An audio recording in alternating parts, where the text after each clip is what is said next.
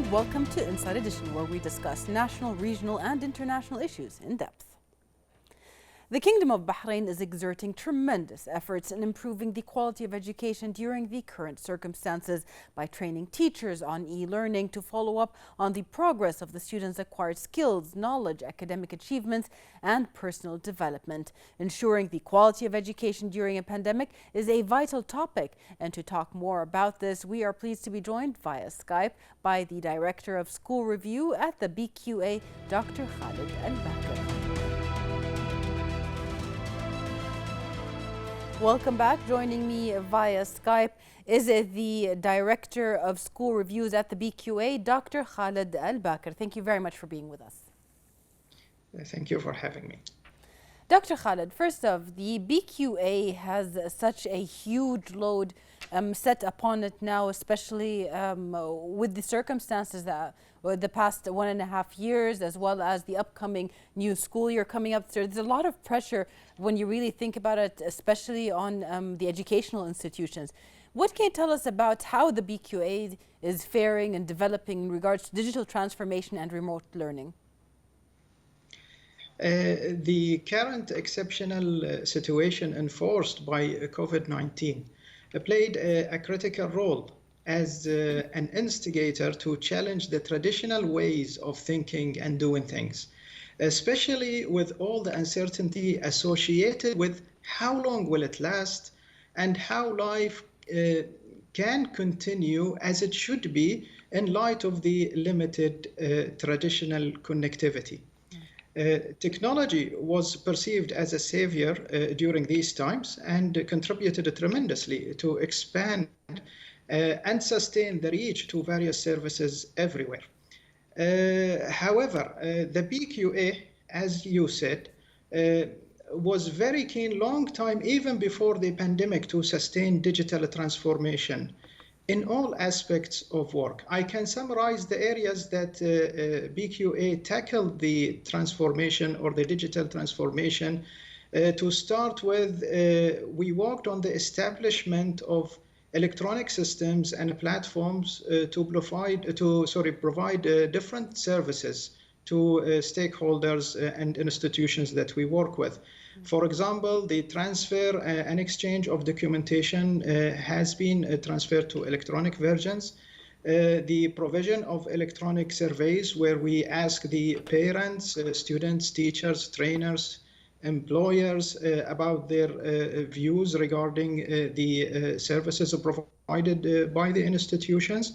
The automation of national examination procedure to keep pace with the local and global developments through the shift of the examinations from traditional patterns to electronic patterns. We also seek an interactive electronic platforms as a one-stop shop to automate all operations related to the national qualifications framework. Internally, we have established several systems to digitally archive all related decisions, procedures.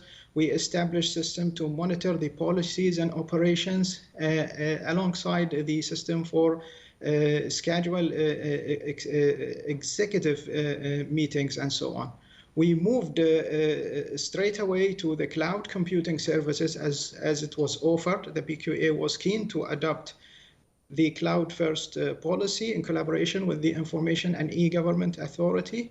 We also updated our review frameworks where we keep updating those frameworks to make it more relevant to the 21st century required skills. We keep those skills as central base for our reviews to keep abreast with the fourth industrial revolution changes and contribute to the realization of the Bahrain Economics Vision 2030.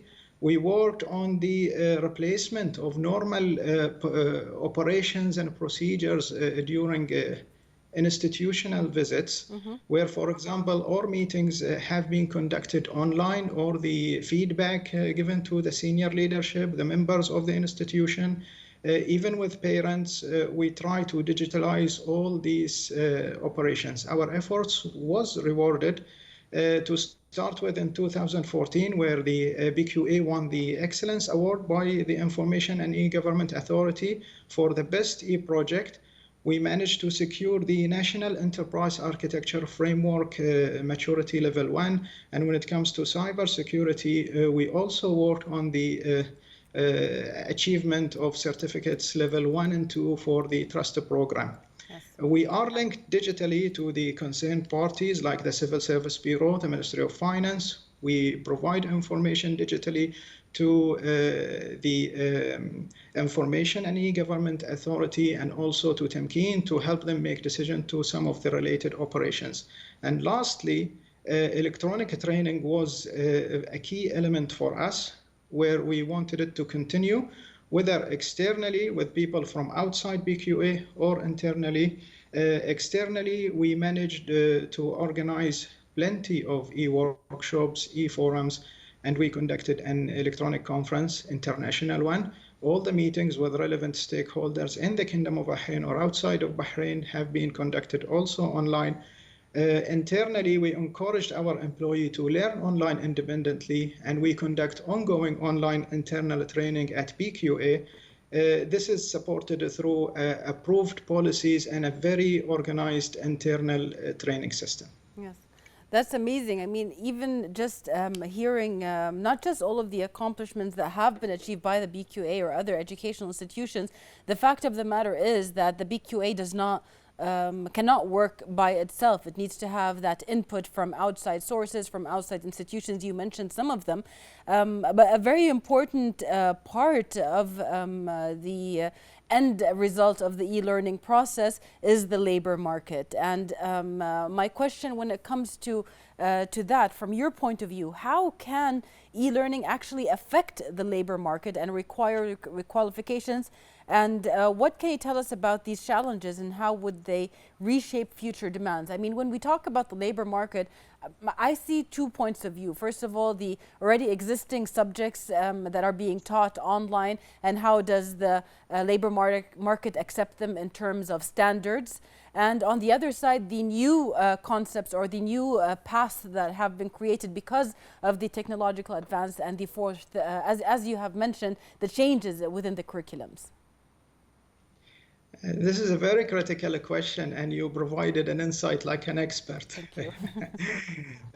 As students will be under even greater pressure than before to make decisions about their future, due to the uncertainty surrounding the economy for the time being. For instance, growth in the e-learning mode as an alternative to the traditional education is a factor to be considered. We keep hearing stories where students prefer to continue their university education locally instead of pursuing their dreams of studying overseas during the pandemic. And this is due to the fact that the education was offered online, yes. Which is a major shift and still not accepted due to legislative and cultural factors. Yeah. Additionally, the job market is rapidly and constantly changing, which requires the students to learn new skills, added to the fact that education has become an essential element of financial success. They are correlating very strongly together. E-learning can impact the market directly through increasing accessibility and providing alternative access to students, especially during exceptional circumstances, or for those with limited access to traditional education. And I'm talking locally and globally. This in turn will impact the understanding of education as a whole, which will include the teaching and learning standards, educators' preparation for joining the service, and their subsequent professional development. However, as you alluded at the beginning, some of the challenges are expected, and fairly. To start with, the recognition of e-learning, as most countries are failing and falling behind in this regard. Yeah. Advocates do see the merit of e-learning to widen students' participation and sort equality issues while preserving the right for students to learn, or for the public right to learn. However, skeptics are worried that this mode of learning might be abused, resulting in mass production of certification with no real skills. Yeah.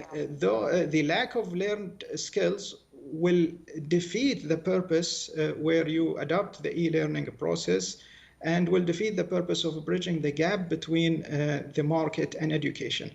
The issue can be resolved by introducing a very strict legislations and policies with effective accountability framework. There is a say, when everyone is a special, no one is a special, which is applicable in this regard.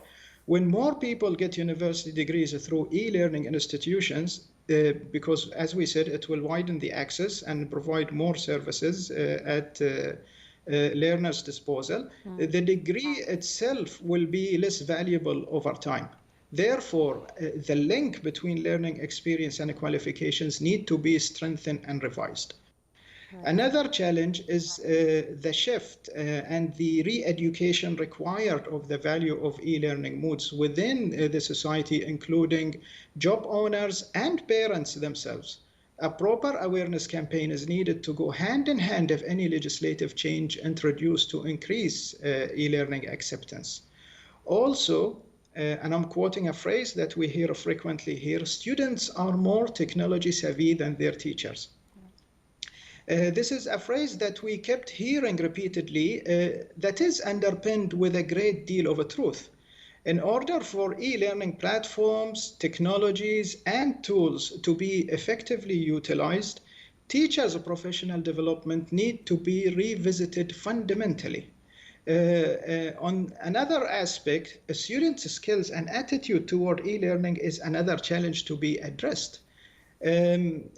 E-learning requires greater self-reliance, self-disciplines, and independent learning skills. If the traditional educational system failed to develop such set of skills, the students and teachers should expect a rough transitional ride. Yeah. We need to bear in mind the current period provided strong evidence that will all benefit that e-learning can provide. Learning can't be completely virtual, at least not for the coming couple of decades. The role of human agency in the process is too critical to be neglected or ignored. Yeah. There is an opportunity also in this regard, as the e-learning industry has witnessed a huge growth and became a market itself. To be fulfilled and compete to penetrate. This is something for our educators and investors to explore. There is a success story in this regard, for example, in Finland, where they invested in their educators, where the teachers can work together and create the textbook and the materials that is going to be used within their educational system. They adopted technology as an essential element in their training, and therefore all teachers, when they come to the market or the teaching service, they produce their own applications for learning, and I'm talking about electronic applications. Right.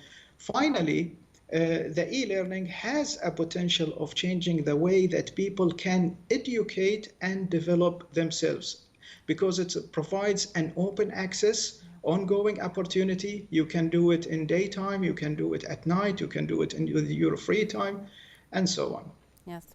All of the pointers that you have mentioned are actually pointers that were already a kind of issue before the pandemic even hit.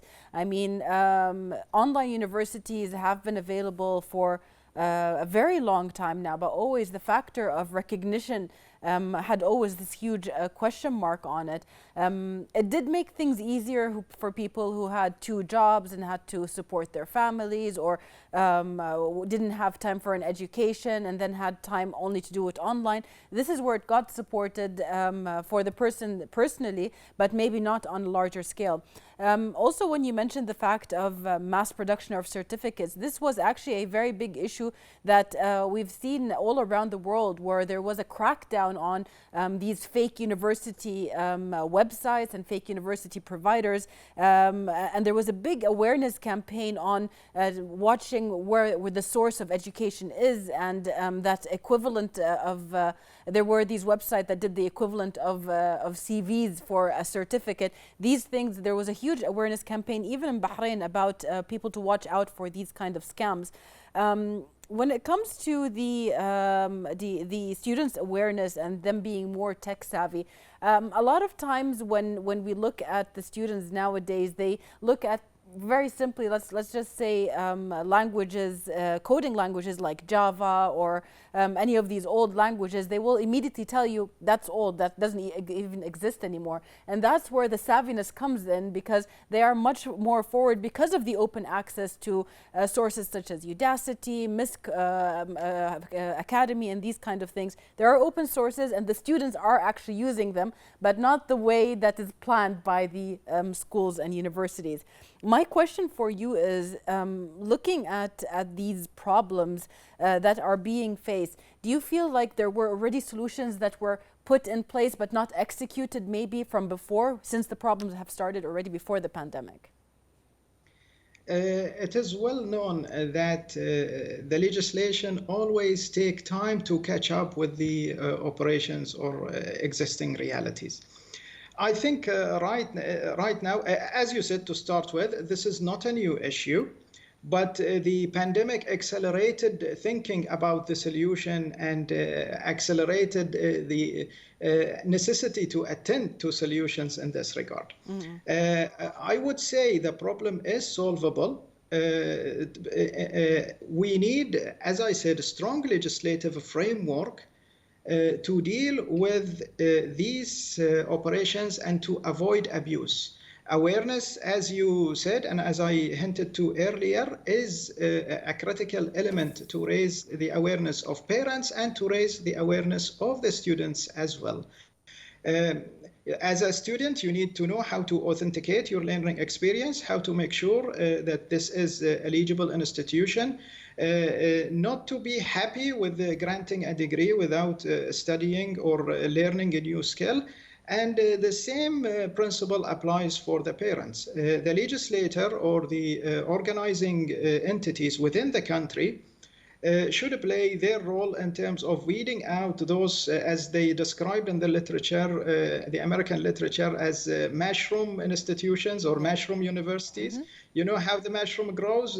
One day it's not there, it rains, the other day it's everywhere. A couple of days, nothing is there. So you want a lasting institution where you get your certificate, and after 10, 15 years, you can go back to your institution and say, this is where I graduated. So it's a collective responsibility, and I think it's the right time to shake, as I said at the beginning, the accepted and revisited the traditional norms that we're operating within.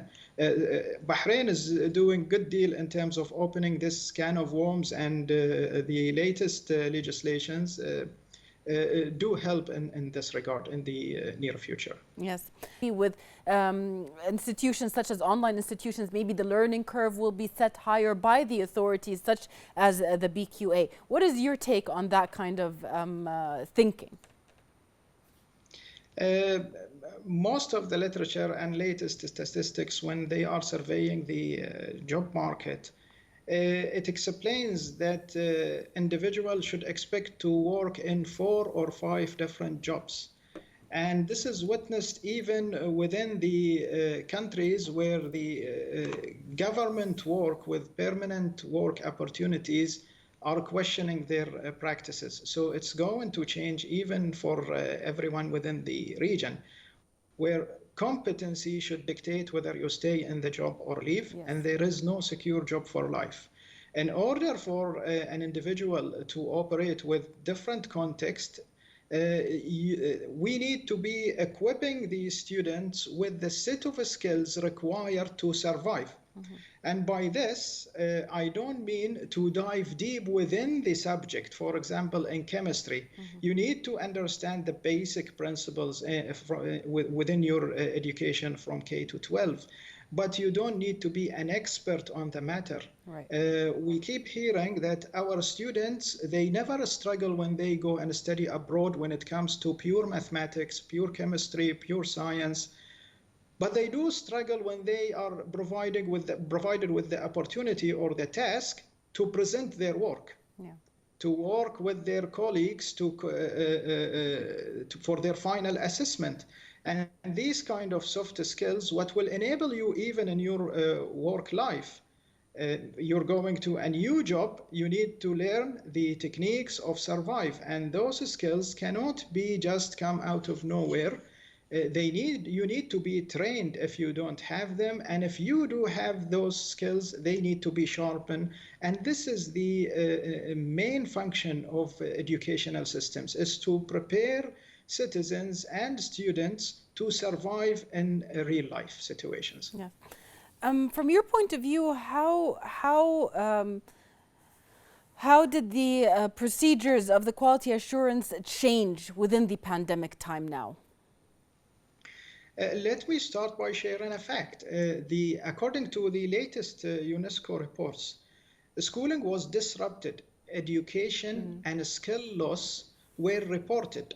And the right to have learning access was denied in many countries. Yeah. Over 1.6 billion learners in more than 190 countries, according to the UNESCO, were out of school.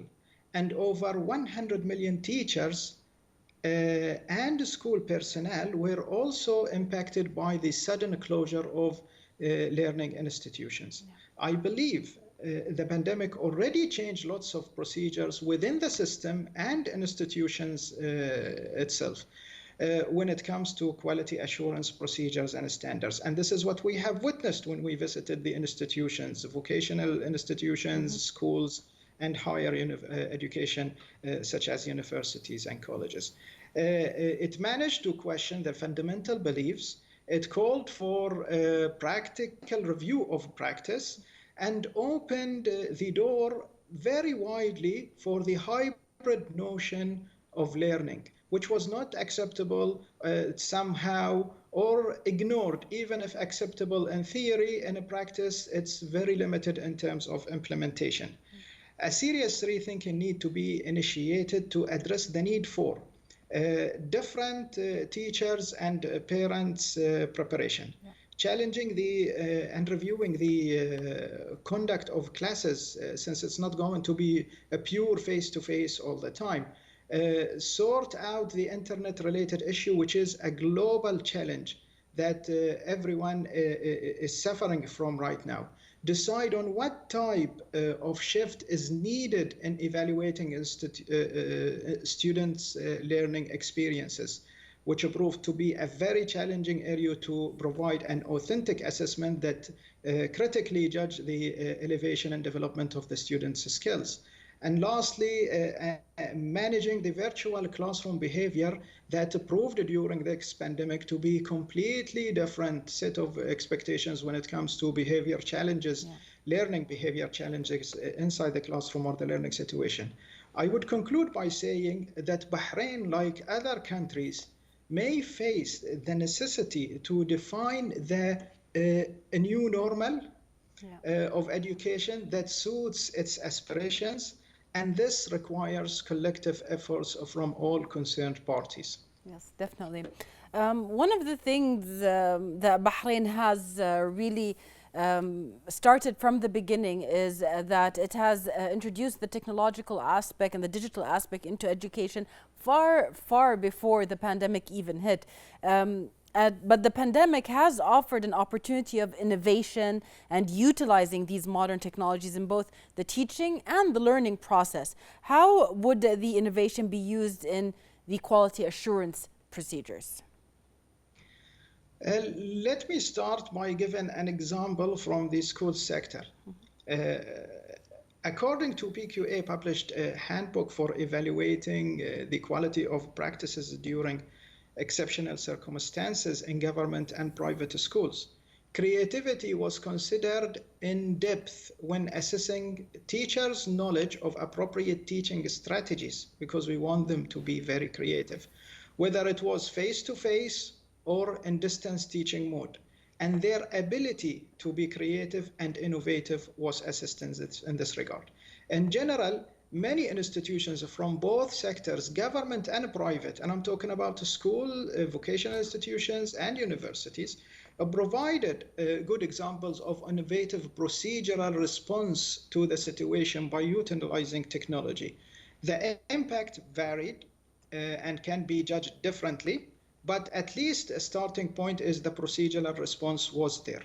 Moreover, for such innovative practices to be sustained and developed, nurture, support, empowerment, and follow-up from the institution's leadership is required.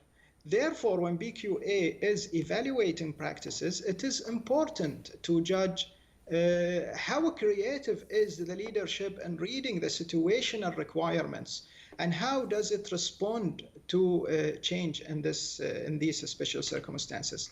Such responses will include the revision of traditional procedures and the adoption of more relevant flexible ones. Examples would be rethinking so many issues like how did the institution followed up on professional development provided? Right. It's not enough to say that I have conducted a workshop on how to use Microsoft Teams or Zoom for 300 or 200 or 50 or 20 teachers in my school. Most importantly, how did you follow up on the effectiveness of this training? If teaching and learning is online, how the developmental observation of teachers was handled. It's a completely different world. The teacher had the upper hand when you see the student or sit with them inside the classroom. Now you have the issue of authenticate whether the student is there or not. Maybe the file is online, but you don't know what the student is doing if the camera or the cam was switched off. How students' discipline is ensured. How assessment is being offered and managed and authenticated, and so on. There is plenty of room for creative, innovative practices in the aforementioned areas. Right. One of the things, I mean, you've touched on a little bit now talking about this subject is the constant development that is needed. This development is needed not only by the educational staff or the faculty, but also by the students themselves. You talked about how students need to have more discipline, or they have to learn to discipline themselves and basically check themselves. How do you value the constant development that is witnessed by both the education and training quality in the kingdom, specifically in both of these fields? The Kingdom of Bahrain, and I say this proudly, and its government is known by its courageous approach of facing odds with a head held high. Therefore, reform efforts and change initiatives are ongoing. Yeah. The embracing of continuous cycle of implementation, evaluation, redesigning, alteration, and then re-implementation is admirable. In educational sector, fields of education qualifications and examinations, teacher education and preparation, vocational training, higher education policies and research are privileged with higher level of follow-up. And this is very important, as it is known in change management, the high level of political support is key for success. And our leadership in Bahrain keep hammering and keep revisiting and emphasizing the importance of education. Like all educational systems around the globe, challenges are undeniable reality. Bahrain is not different. However, I believe that Bahrain has made great strides in tackling issues, opening files, starting improvement conversations, and solving problems. The focus was and will always be providing best educational services that the kingdom can offer. Can we do better? Yes, I believe can we do better, and our leadership always believe in the room for improvement. And we need to keep working, every party with its roles and responsibilities, to secure better improvement. I actually want to talk more about the government support to the sector, because the Kingdom of Bahrain really did put down the template for other countries when it came to the educational path, whether it is the transition into the digital world of education, whether it is putting the standards, whether it is even choosing the correct career path with the future and giving the students that career orientation kind of support. So from you, how do you value the Bahraini government's great support to this sector specifically? To be honest, the level of support and commitment to better education demonstrated by the leadership of the Kingdom of Bahrain is unprecedented. With the reform project of His Majesty King Hamad bin Isa Al Khalifa, King of Bahrain, and the strategic directions and close monitoring of education progress by His Royal Highness Prince Salman bin Hamad Al Khalifa, the Crown Prince, Deputy Supreme Commander, and Prime Minister. Education is always on top of the agenda when it comes to real change, generally or during exceptional circumstances. The reaction to the pandemic itself was a clear example of the government agility and responsiveness. The chain of decision that had been taken swiftly played a critical role in maintaining students' safety and security while reserving their right to learn. And this is a very difficult thing to strike. The efforts of His Highness Sheikh Mohammed bin Mubarak Al Khalifa, Deputy Prime Minister and President of the Supreme Council for the Development of Education and Training, is in overseeing policy creation and following up are worthy of praise as well. Bahraini government did not demonstrate high levels of attention to the students in terms of securing their opportunities of learning, but walk the extra mile by ensuring that the support system for students is well established and that their parents do have the chance to follow up and support their children's learning and growth through the decisions that had been taken. Additionally, the government guidelines and measures that had been taken within the institution to secure the learning environment was effective and maintain educators and learners at the heart of it, with a very low percentage of infection when it comes to COVID-19, for example. The financial support, finally, that was the packages that was provided and offered for institutions, also helped them to have a firmer grip of their present and minimize the negative impact of the pandemic. As you said, Bahrain was, and I hope will always be, leading in terms of reacting and creating the template for action for others. And I'm very proud when I hear brothers and sisters, professionals from other countries within the region, when they talk highly about how did Bahrain deal with the situation. Yes. Bahrain did achieve a lot, and one of the things that I'd really like to hear from you, in order for our viewers to have a better point of view about what Bahrain has achieved, is the international recognition of the kingdom's achievement in the field of education and training quality specifically. Bahrain has been growing in the field of educational quality since the establishment of the BQA, the Bahrain Quality Assurance, under the leadership of the Chief Executive, Dr. Jawahar Al-Mdhahki, in 2008. The authority is an independent authority responsible of reviewing the quality of performance of educational and training institutions, managing the national qualification framework, conducting the national examination, and providing reports on the overall educational system while reporting to the Cabinet of Ministers in the Kingdom of Bahrain. Right. The BQA managed to narrate Bahrain as a successful story in the field of quality assurance on both level, regional and international. On organizational level, the BQA has assumed leadership positions and is recognized as an active member in several international professional networks, organizations, councils, and agencies. The PQA managed to hold several international conferences in the field, which is an achievement itself.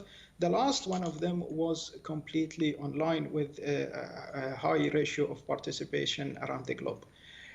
On individual level, the BQA members are also recognized individually on both regional and international levels. Members of BQA were invited as keynote speakers, lead researchers, lead quality assurance reviewers in many countries around the globe. Finally, the BQA played several consultative roles for startup quality assurance organization around the region, whether in the Gulf or on the Arab levels, and even for international organizations through the review of their constitutions, frameworks, and the exchange of knowledge. Therefore, I believe after only a decade, the BQA name is fairly known in the field internationally and associated with a positive reputation whenever it's mentioned. Definitely. This is actually not the first time that we do a show on the BQA or about the BQA. We did have Dr. Johan Mdahki on the show before, and now we have you. And this is how we see that the BQA has always different or basically updates its standards of and its recommendations in the future, and or all the time. That's why my question to you is, what are the BQA's prepared plans and upcoming projects in view of the conference's recommendations? I will start where you ended. BQA always see itself as a learning organization where we never reach the static situation. We think that we achieved everything. No, definitely. And we are always striving to fulfill our role as one of the key drives for achieving sustainable improvement in the educational sector in the Kingdom of Bahrain. Therefore, it is always the question for us of what is next. Operationally and strategically for the coming period of time, after the creation and the implementation of the exceptional framework that was implemented to schools and institutions, which is considered to be a unique experience around the world, where other countries stopped evaluating schools and institutions. Others decided to go for only one element, the online element, and evaluate this. In Bahrain, we created a framework that is going to be there for any exceptional circumstances. Maybe it's a pandemic or anything else. This framework will be used. This framework managed to secure the international admiration from systems that are considered leading in the field of educational quality evaluation. The authority is still assessing the situation for next semester in schools and vocational institutions to make the final decision whether to continue working with the exceptional framework or to go back to the regular framework. And the decision is still to be made under study. Also, efforts are invested in developing the national examinations and drafting policies for recognition of prior learning. Two hot areas. One of them is completely new to the Kingdom of Bahrain with the relevant stakeholders. These two projects are considered to be an essential building block in the future of education and learning in Bahrain, where formal and informal learning experiences, whether they are academic or professional, vocational, operational, are going to be recognized according to the Bahrain National Framework. And these are two big projects that we're working on right now. That's a lot to look forward to, hopefully, and to get the updates about in our next time having the BQA with us as a guest. We thank you very much, Dr. Khaled Al-Bakr, for being with us and answering all of our questions. Thank you very much, dear viewers, for watching us, and we'll see you next week in another episode of Inside Edition.